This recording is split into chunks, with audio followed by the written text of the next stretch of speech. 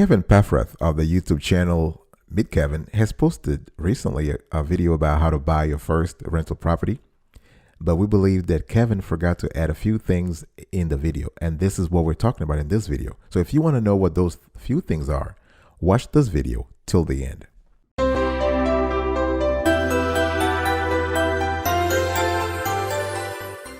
Welcome back, folks, to another edition of the Awesome Sweetie Kiwi Show. How you doing today? I hope you are doing fantastic. I'm doing marvelous, if you were to ask me. If you are doing as great as I am, go grab a cup of coffee or tea or vodka and let's roll. Today I want to have a conversation with you about how to buy your first rental property and some of the things that Kevin forgot to say. There are a couple of mistakes that could be crippling if you make them, and I'm going to walk you through some mistakes that you really should avoid at all costs if this is your first time buying a rental property. And this mistakes, or this pieces of advice that I'm going to give you today, they apply to noobs and pros. So the first thing you need to do, and Kevin didn't say this in his video, so we really want to correct, set the record straight, if you will. I personally love Kevin. I mean, we've watched his videos. He's just a great guy, very, very knowledgeable. But there are a few things that we need to add to his video to make it complete. Mistake number one, buying too large or too many rental properties. You always want to start small. Whether you're a noob or a pro, please start small. You want to gradually build on the portfolio over time. It doesn't happen overnight. So if you buy too large a property or too many properties at once, you'll have a lot to deal with. You have a lot to deal with. I'm talking here about increased property taxes. You have ongoing maintenance costs, and you have more rehabs where tenants move out. So as an investor, you want to choose to bite off. If you choose to bite off too much, you may find yourself regretting that decision pretty quickly. So don't do that. Mistake number two, please don't buy property with no cash flow. Don't be too leveraged. Don't use leverage. Leverage means debt. So when we're talking about investments in general, don't use too much debt. What I'm trying to say is you want to have a skin in the game. A skin in the game means that you also want to be a little exposed in terms of your own liquidity. So you want to put like 20%, 30%. I know. Obviously, in the news media, you hear, well, trying to put as little as possible. No, you want to, because cash is great because it helps you respect debt. And you want to respect that. You want to appreciate the power of leverage, but also be scared of it. So if you fail to run the numbers properly before buying your property, and especially if you buy property with no cash, this is one of the biggest mistakes, because if your property is not producing cash flow, the chances of losing a lot of money on the investments are high. Mistake number three, not having enough resources for maintenance and vacancies. And this is something that, again, we love Kevin PAFFRATH here, and he did a nice introduction to the subject, but he did not mention specifically the fact that you need to have enough resources for maintenance and vacancies. I'm talking here about cash. I'm talking about having liquidity reserves. Many experts say that investors should have a year of cash reserves in the bank to cover a rental property mortgage plus maintenance expenses and vacancy. So that's 1 year. So if your rental property is generating, let's say is triggering in your budget about $1,000. In other words, you're paying $1,000 for maintenance and mortgage, then you need to have 12 grand in the bank account. So you want to cover so that way you're able to cover vacancies, because you can never assume a rental will be occupied 100% of the time. In fact, research has shown that rental property owners should count on some times of vacancies. That's just part of the game. It's part of the territory. It comes with the territory. And the same goes for maintenance expenses. So if you don't have a backup plan, including enough cash reserves on hand, you will be toast. So don't do that. So the first three mistakes, number one, don't buy too large or too many properties at once. Number two, you want to buy a property with some cash flow. Number three, have enough reserves for maintenance and vacancies. Let's talk about number four.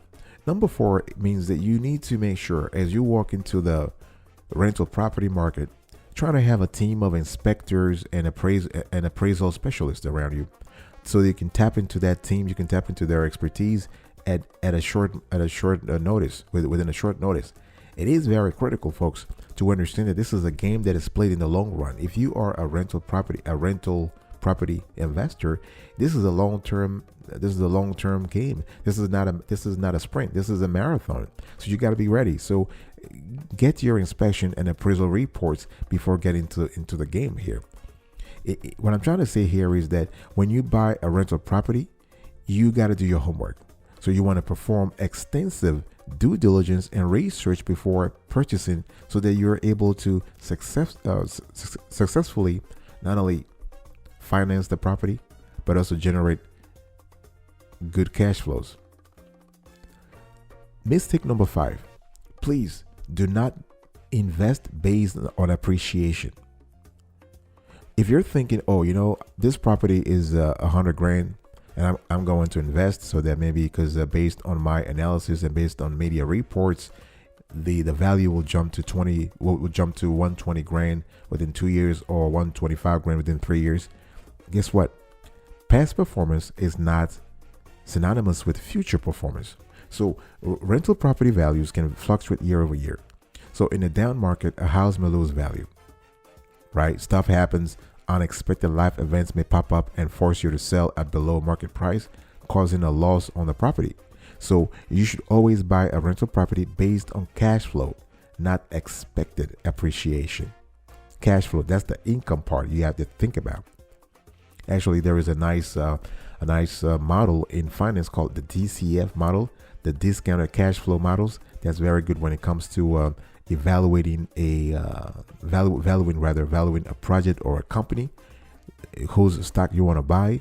And actually, sophisticated real estate investors also use the DCF model to value the viability, if you will, of a rental property project. And the next mistake you should never do is to miss contract items. Again, folks, I'm giving here a catalog of some of the things that Kevin did not indicate in his show, and for us, it was very important to give a fuller picture to future rental property owners to understand what they have to think about while getting to the game. So don't miss contract items. It's very important that you read through all the paperwork, agreements, and contracts and covenants. I mean, this might sound a little tedious, but guess what? That's important. You want to take the time to make sure all necessary clauses are included in the contract prior to signing it. So missing items can end up costly, especially if you're talking about a premium rental property market. So you should definitely hire a lawyer to look over the paperwork and fix any issues.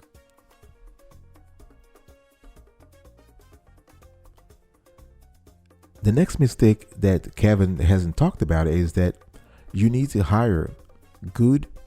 The mistake that he's not talking about is that some people, actually, some rental property investors, they hire bad property management. You don't want to do that. You need to hire a competent property management company who is reliable and efficient. So because the success of your rental, if you think about it, depends on it. So an outside property management company can be both expensive and unreliable. An in-house management company who knows the ins and outs of the property will work best, if available, of course. So do your little research, ask around, read reviews before choosing a property management company. Mistake number 8, and we've seen this a lot in our own analysis. A lot of newbies out there when it comes to the real estate market, the rental property market, they don't get the right insurance coverage. So mistake number 8, incorrect insurance coverage. You don't want to do that. Because getting the wrong insurance is a common rental property mistake. So as a real estate investor, as a noob or pro, make sure that you buy enough insurance coverage so that coverage has to be customized to your needs. Otherwise, you may suffer huge losses. So the right insurance policy can protect your investments throughout the life of the property. So if the property has a useful life of 30 years or 20 years, you have the right type of insurance and you're covered. You are covering your back. Mistake number 9, planning as you go. Don't do that. It's a huge mistake. You got to set the strategy before the get go. You have to. What you do is you don't plan as you go, but you review what you have already planned. So you set a long-term strategy. So you have a strategy and tactics, and then you evaluate it periodically to see if the strategy is still in sync with your vision. Because the thing about real estate investing is that you can't just wing it. So figuring out as you go will most likely result in your classic rental property pitfalls and cost you. So planning ahead is one of the best ways to avoid real estate nightmares, especially if you have a market that is difficult. Some market in the country are kind of difficult, meaning either the tenants are hard to find or they are sophisticated, so they know what they want and they have multiple domains before getting into your unit. Or you might also have a situation where the property rental market is down. So we have a down market, and you have to spend a lot of money upfront to renovate the property before even start searching for tenants. So don't plan as you go. Do the planning ahead. I'll be right back. Right after this, don't go anywhere. Welcome back, folks, to another edition of the Awesome Sweetie Kiwi Show. We're also having a conversation here around how to buy your first rental property. And this video was inspired by Kevin PAFFRATH of the Meet Kevin YouTube channel. We love Kevin. Kevin, thank you so much for inspiring us. We watch all your shows, and this is great. And today we wanted just to compliment your video.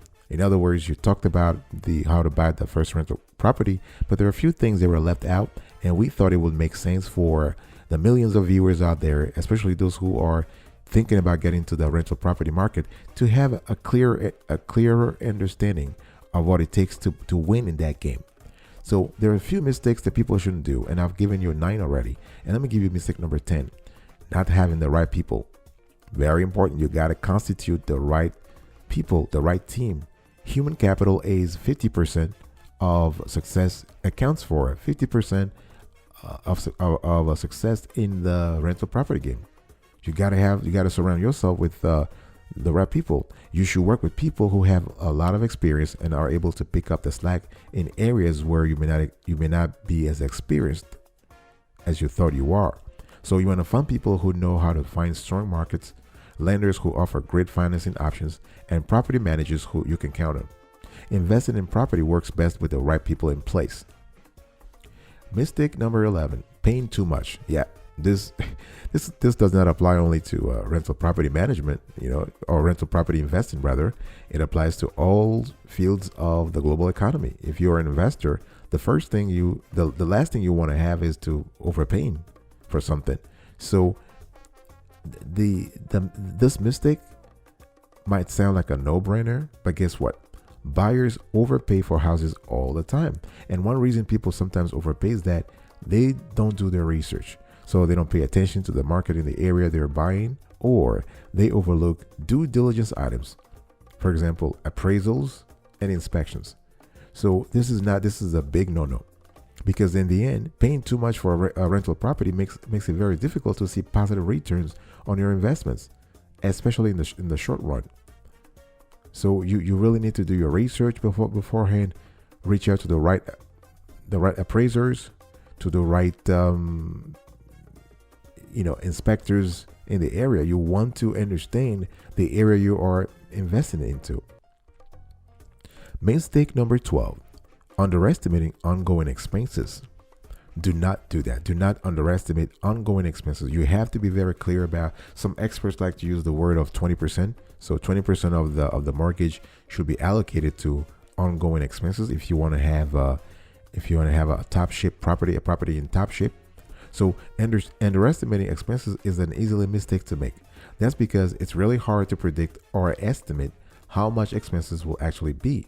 So this is especially true if this is your first time buying a rental property.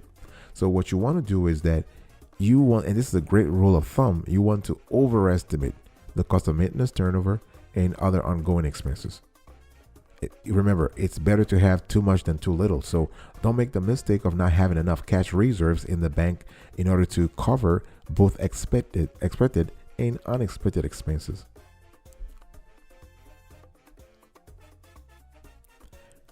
And in terms of avoiding expenses, there's also one thing you need to pay attention to, and Kevin hasn't talked about that, so we felt it made sense for us to mention that here. Please look at enough properties before buying.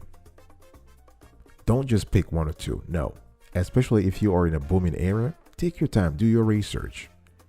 Even if you think you found the right rental property to buy, don't stop researching. You never know.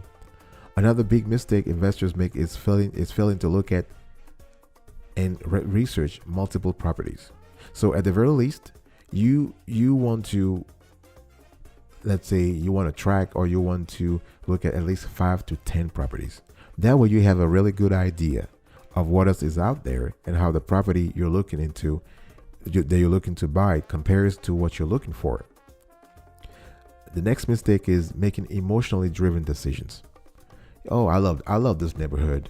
Oh, this neighborhood looks good. It's fantastic. It's close to the highway, blah, blah, blah, blah, blah, blah. No, when you're making a business decision, please take the emotion out of it. It has to be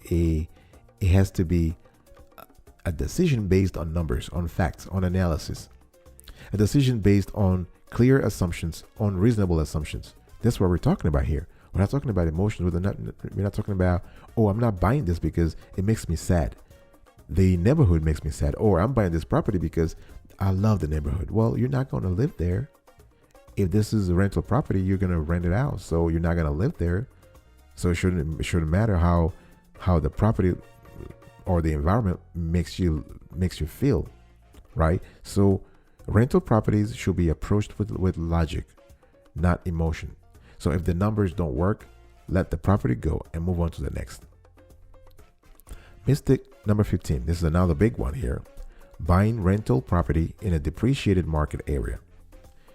With, again, the assumption that, oh, you want to buy low and you want to sell high. So if I buy low, then I have the opportunity to sell high at a later date when the market rebounds. But let me ask you a question. When is the market rebounding? We've seen markets lingering in depression zone for years before rebounding.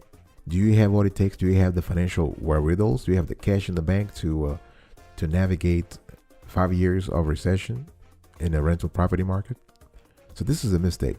So this is like, don't buy something in a depreciating market, and if you do that, it's because you haven't done your homework. If you buy a rental property in a depreciating area, it may be nearly impossible to earn cash flow because rents go down in depreciating markets, which means you will be pulling in less monthly cash from tenants and losing equity in your depreciating property. That's a loss scenario, not a win-win. We want to have a win-win. And so you got to do your market research to prevent this common rental property mistake from happening in the first place.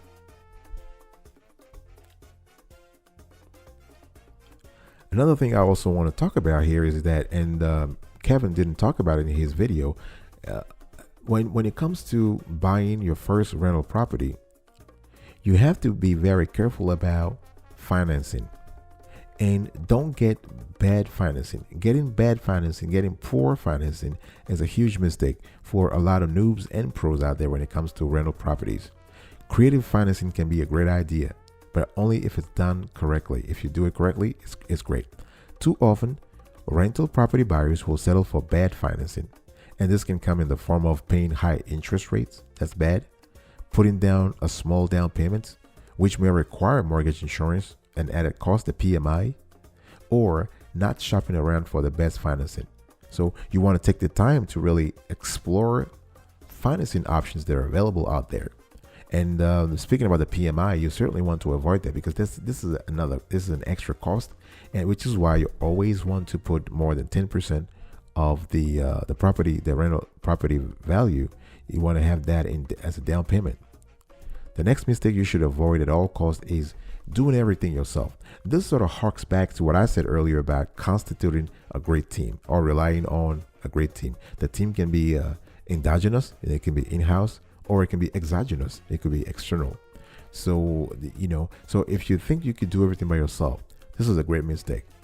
Because if you talk to any experienced property investor, chances are he or she will tell you about all the systems and people he or she has in place to succeed. Let me give you an example. Let's say if you want to have a personal life, you want to let's say you want to outsource a lot. You want to delegate. This is very important if you're looking for to have work-life balance. You got to outsource. You have to outsource things to a property management company so they can take care of the day-to-day demands and on-site maintenance. The good news is the cost of a property manager is tax deductible. It is an operating expense, so you can write it off and pay less taxes at the end of the year. And another mistake that we've seen a lot, especially when it comes to newbies entering the rental property market, is not performing rental rate analysis. And this is very easy. You have and you even have templates nowadays in Excel that actually have done all the work for you. All you have to do is just plug in the numbers. So because you'll be renting out your properties to tenants, it's important to research comparable rentals in the area. So you want to look at properties with comparable square footage, bedrooms, bathrooms, etc. And what you want to do is you want to find out how much they are renting for. So because if you're able to do that, you can get some intel from the other landlords in the area. Performing a rental rate analysis in the surrounding area will give you an idea of how much rent you can expect to charge. It will also help you determine whether the monthly cash flow will produce a positive ROI, return on investment, or not. So this is it, folks.